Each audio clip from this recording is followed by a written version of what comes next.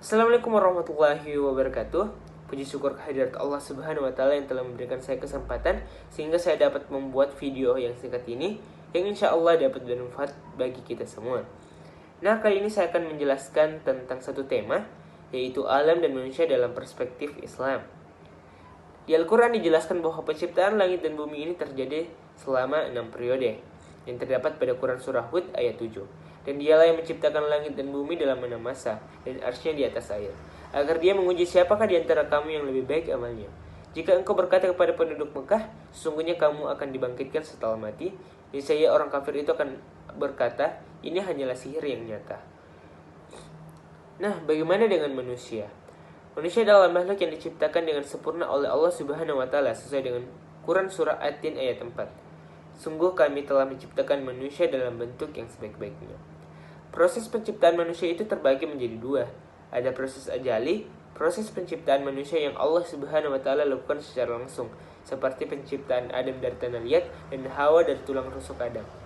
Selanjutnya ada proses penciptaan alamiah, yaitu proses penciptaan manusia melalui ayah dan ibunya, seperti manusia saat ini.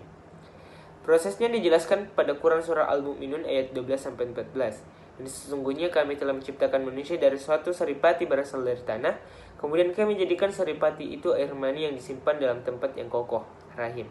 Kemudian air mani itu kami jadikan segumpal darah, lalu segumpal darah itu kami jadikan segumpal daging, dan segumpal daging itu kami jadikan tulang belulang.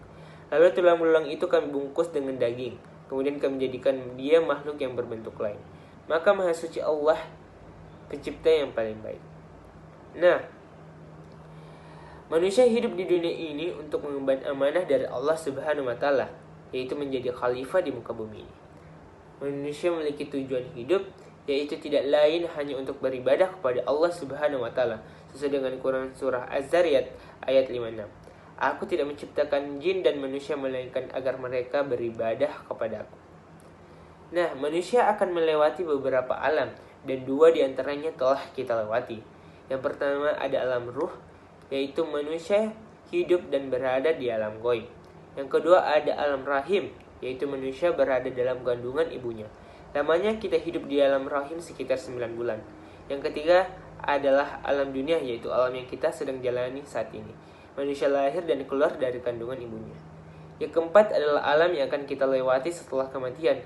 Kita menunggu datangnya kiamat di sana. Dan yang terakhir ada tempat abadinya manusia, adalah alam akhirat. Di sana kita akan dibangkitkan kembali untuk mempertanggungjawabkan semua yang kita perbuat selama hidup di dunia. Demikian yang dapat saya sampaikan. Semoga dapat bermanfaat dan menambah wawasan kita. Lebih dan kurangnya mohon dimaafkan. Yang benar datangnya dari Allah Subhanahu wa taala yang Maha benar, dan yang salah, khilaf atau keliru itu datangnya dari saya pribadi sebagai manusia yang tidak luput dari salah dan dosa. Wassalamualaikum warahmatullahi wabarakatuh.